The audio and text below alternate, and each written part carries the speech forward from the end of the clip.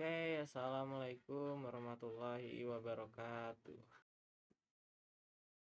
Perkenalkan, nama saya Muhammad Mulis Nur Taqwa dari kelas SI23A dengan NIM 2023005041. Ini saya akan menjelaskan tentang analisis pola penjualan baju dengan metode Cummins dan regresi linear.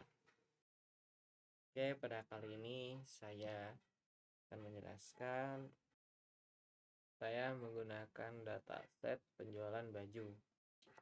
Oke, slide kedua.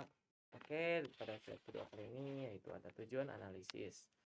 Yang pertama itu memahami pola penjualan pada beberapa jenis baju. Yang kedua itu melakukan pre-processing agar data siap dianalisis. Yang ketiga itu mengelompokkan produk menggunakan Cummins. Yang keempat yaitu memprediksi jumlah pembelian dengan menggunakan regresi linear. Yang keempat yaitu menarik insight yang dapat digunakan untuk mendukung keputusan bisnis. Tujuan utama analisis ini adalah untuk mengetahui pola penjualan, segmentasi produk, dan membuat model prediksi sederhana. Lanjut, ini ada overview dataset. Dataset yang saya gunakan ya tadi yang saya sebutkan yaitu dataset penjualan baju. Dan pada dataset ini memiliki kolom seperti ID pelanggan, kota, jenis baju, harga, jumlah pembelian, metode pembayaran, jenis pengiriman, rating, dan juga bulan kategori. Dan contoh dari datasetnya itu di sini ada ya. Datasetnya itu bisa dilihat. Ini adalah 5 dataset pertama. Ya, kira-kira seperti inilah dataset ini tuh memiliki ID pelanggan, kota, gender, usia. Lanjut. Dan pada kita udah masuk di step analisis yaitu step pertama yaitu import library. Oke, di sini saya menjelaskan bahwa library yang saya gunakan yaitu Pandas yang bertujuan untuk membaca dan mengolah data, lalu kedua NumPy untuk perhitungan, yang ketiga itu Matplotlib dan Seaborn untuk visualisasi, dan yang keempat ada sklearn untuk pre-processing, clustering, dan prediksi. Oke, dengan codingan yang bisa Anda lihat dan Anda baca, bisa lihat di situ ya guys. Tentunya library ini diperlukan. Tab library import library itu diperlukan untuk membaca data, memvisualisasikan data, dan menjalankan model analisis. Model analisis itu seperti kayak model yang ini. Nah, maaf ya. Yang seperti clustering, clustering dan prediksi kayak gitu. Processing, clustering dan prediksi. Oke, lanjut kita ke step kedua yaitu load dataset. Dan di load dataset ini kita akan melakukan proses yaitu yang pertama mengupload file CSV dan yang kedua itu membaca dataset menggunakan Pandas. Menggunakan Pandas untuk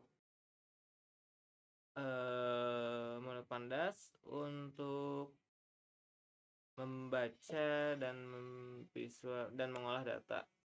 Lalu yang ketiga yaitu menampilkan 5 baris pertama dalam dataset. Oke, pada tahap ini sudah kita lihat ya codingannya itu seperti ini dengan output seperti ini. Dan setelah kita mengerun codingan ini, kita tentunya harus memastikan bahwa dataset atau output yang muncul itu benar dan tepat sesuai dataset kita. Lalu yang ketiga itu ada eksplorasi data. Pada langkah eksplorasi data ini, yang pertama saya menggunakan devinfo. Devinfo itu gunanya untuk mengecek tipe data dan apakah ada missing values. Lalu yang kedua itu ada df describe atau statistik data dasar yang bertujuan untuk statistik dasar, lalu yang ketiga itu untuk membuat grafik total penjualan tiap jenis baju dan eksplorasi data ini outputnya seperti itu.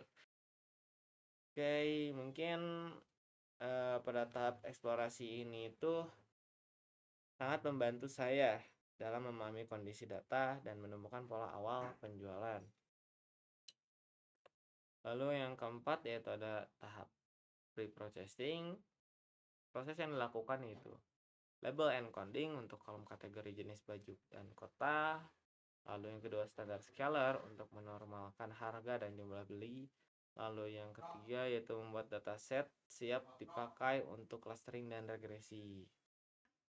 Oke, encoding dan scaling ini diperlukan agar model dapat membaca data dalam bentuk numerik dan memiliki akses skala yang seimbang.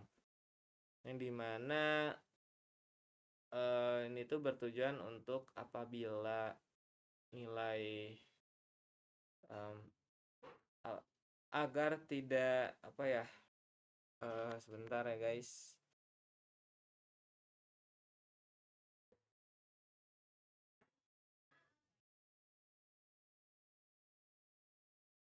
Nah, pada tahap ini tuh diperlukan standar scalar ini diperlukan untuk data memiliki skala yang seimbang dan supaya Kamins tidak bias terhadap angka yang besar. Mohon maaf guys, tadi saya lupa sedikit. Lalu pada step kelima yaitu clustering Kamins dan interpretasi cluster. Tujuan utama dari clustering Kamins yaitu saya menggunakan clustering dengan metode Kamins yang bertujuan untuk melompokan produk berdasarkan harga dan penjualan. Dan contoh hasil clusternya yaitu interpretasi clusternya yaitu cluster 0. Jadi kita itu mengelompokkan data-data sesuai dengan misalkan harga sedang atau sedang tapi penjualan tinggi. Yang cluster yang ke 0 itu tadi saya sebutkan, yang kedua itu harga tinggi penjualan sedang, dan yang ketiga itu ada penjualan rendah. Dan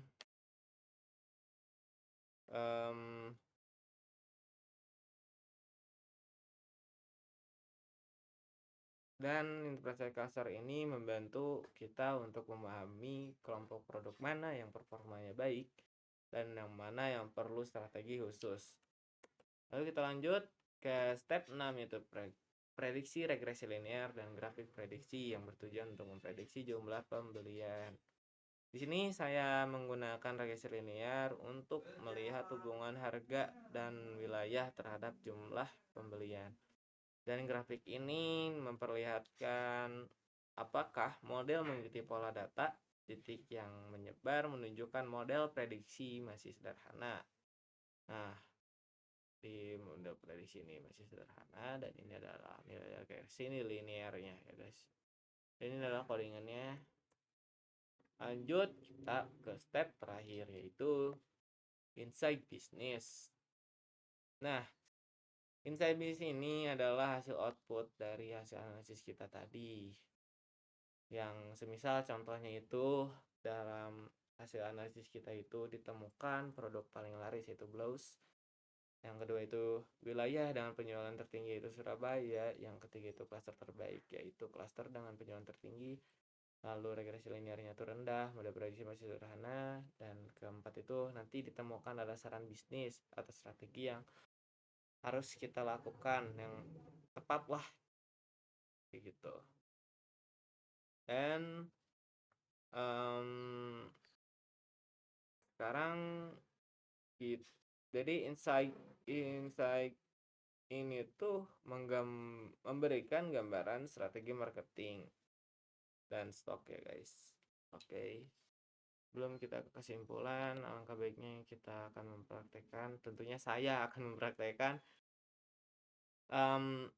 cara menganalisisnya secara langsung menggunakan Google Colab. Dan saya juga sudah memindahkan codingan yang tadi di PPT yang ini ke Google Colab-nya sendiri. Dan kita akan mulai dari pertama ya, mulai dari import library, upload dataset, atau upload file gitu. Kita langsung saja run all. Di sini setelah kita run all, pada tahap kedua itu ada load dataset ini, maka codingan ini akan menunjukkan pada kita harus mengupload file yang akan kita analisis. Oke, dan ini ada codingannya. Ada apa tuh penjelasan dari codingan ini untuk apa? Seperti ini. Uploaded sama dengan files upload, yaitu bertujuan untuk upload file CSV, dan df pdread CSV yaitu untuk membaca datasetnya. Lalu yang ketiga itu dfhead untuk menampilkan 5 baris pertama dalam dataset kita. Oke, yang kita upload. Wah, bentar ya guys.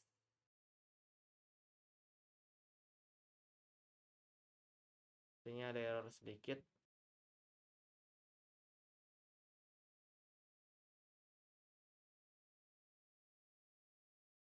Oke, kita upload. Oh, sinyal saya lemot guys. Wait.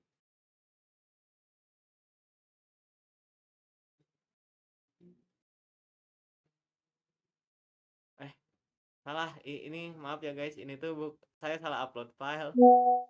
Mohon maaf sekali. Ini ya guys tentunya. Oke. Di sini bisa kita lihat isi dari dataset yang kita upload tadi, yang sudah kita panggil menggunakan dfhead, yang bertujuan untuk menampilkan 5 baris dataset ini. Dan dataset ini yang tampilnya itu udah tepat ya guys. Lalu kita lanjut ke tahap selanjutnya, yaitu eksplorasi data. Di tahap eksplorasi data, saya menggunakan devinfo untuk melihat tipe data, jumlah baris, dan memastikan apakah ada data kosong atau tidak. Kemudian devdescribe saya gunakan untuk melihat statistik deskriptif dasar seperti rata-rata, nilai maksimum dan minimum. Saya juga membuat grafik sederhana dengan menggunakan codingan ini untuk melihat jumlah penjualan berdasarkan jenis baju, dan grafik ini kita bisa melihat produk apa yang paling dominan dibeli oleh pelanggan. Langsung kita run saja. Dan di sini sudah ini ya guys,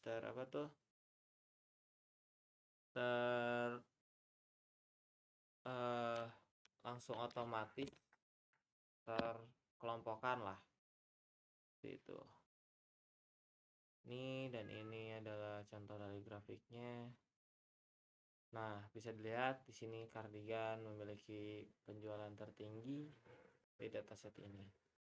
Wajah flanel menempati posisi 2, lalu celana jeans ketiga, dan baju muslim yang keempat ya guys.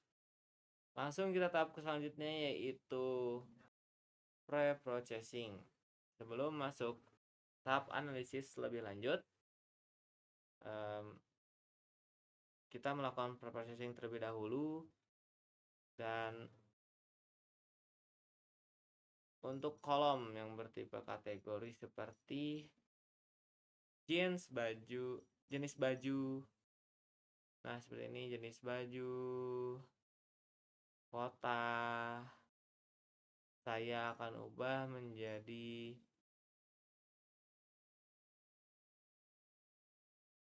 angka menggunakan label encoding ini agar bisa diproses oleh model. Lalu kemudian untuk kolom harga dan jumlah beli,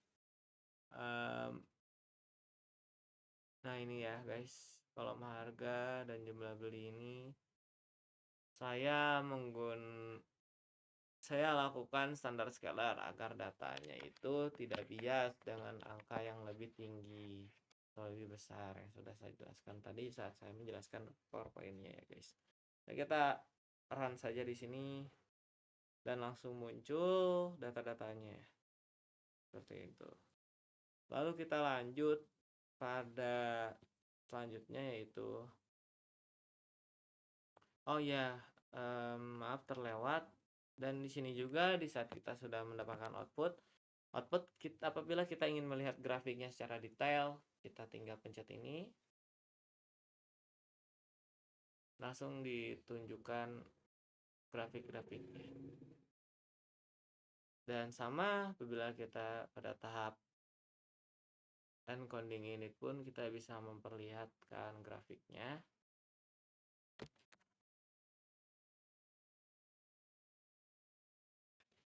Nah, di sini bisa kita lihat sendiri.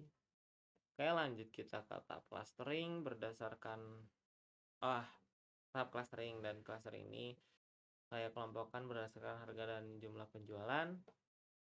Ya guys, dan di sini adalah ada codingan untuk menentukan fitur clustering mulai dari harga, penjualan seperti tadi yang saya jelaskan, ada harga sedang tapi penjualannya tinggi kayak gitu.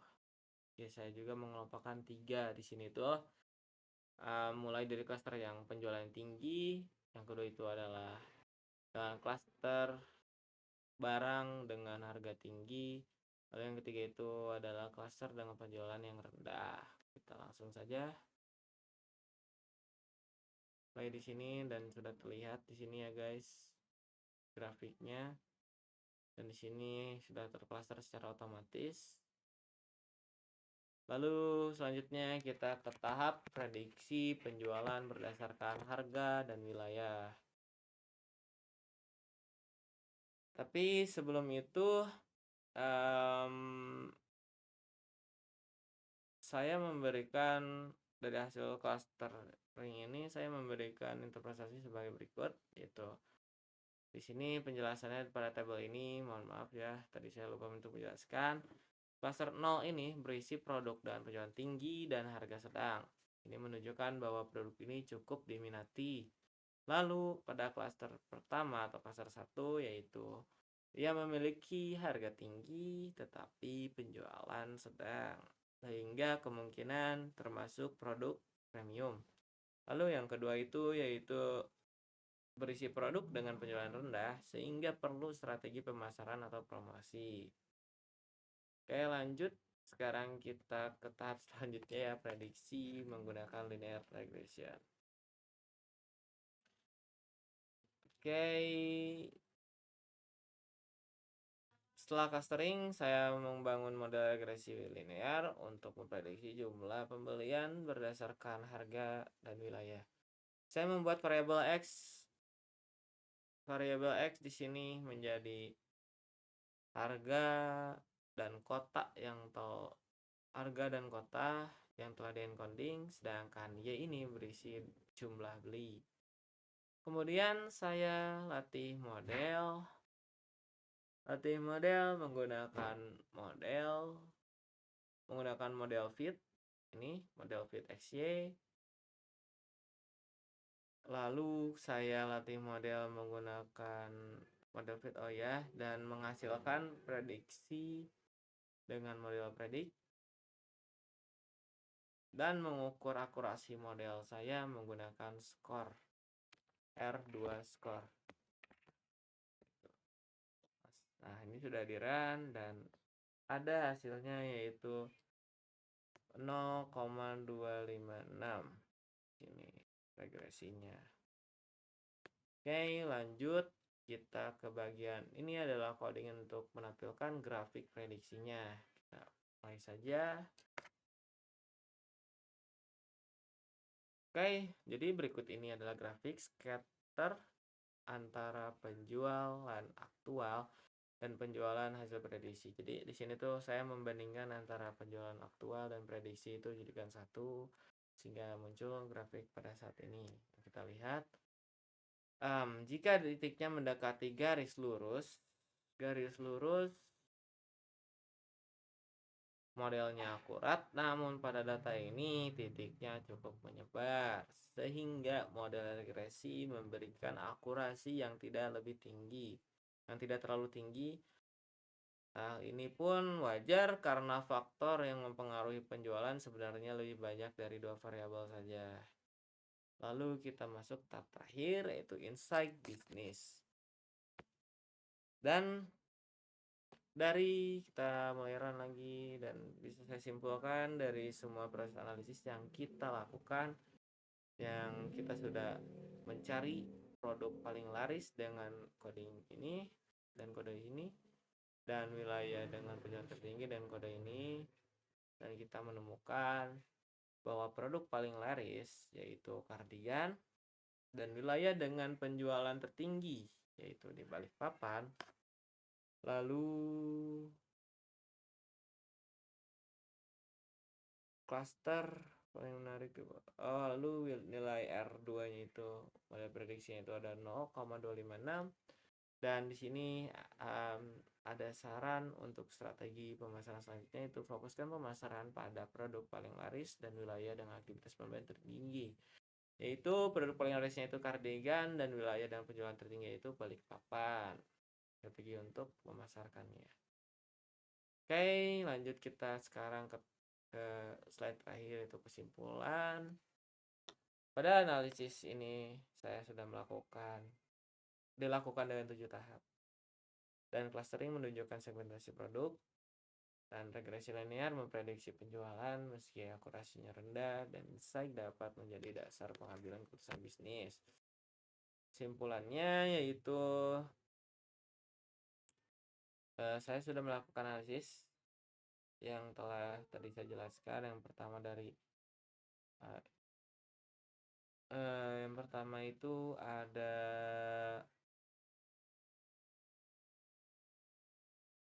import library, yang kedua ada load dataset, yang ketiga itu eksplorasi, yang keempat itu pre-processing, yang keenam itu clustering, dan yang terakhir itu clustering, yang selanjutnya itu prediksi, yang terakhir itu insight bisnis. Dan dari hasil analisis ini membantu saya untuk memahami pola penjualan dan bisa menjadi dasar untuk pengambilan keputusan pada suatu bisnis, seperti menentukan strategi pemasaran untuk mengukur stok produk, untuk mengatur stok produk. Jadi dalam analisis ini saya tadi sudah jelaskan pada insight bisnis bahwa produk paling laris saya itu kardigan, dan wilayah dengan penjualan tertinggi itu Balikpapan, dan strategi yang saya temukan itu memfokuskan pemasaran pada produk paling laris dan wilayah dengan aktivitas pembelian tertinggi, dan saya tuh harus membangun stok kardigan dan memasarkannya di Balikpapan. Jadi seperti itu penjelasan simpelnya ya kawan-kawan. Atas perhatiannya saya ucapkan terima kasih. Assalamualaikum warahmatullahi wabarakatuh.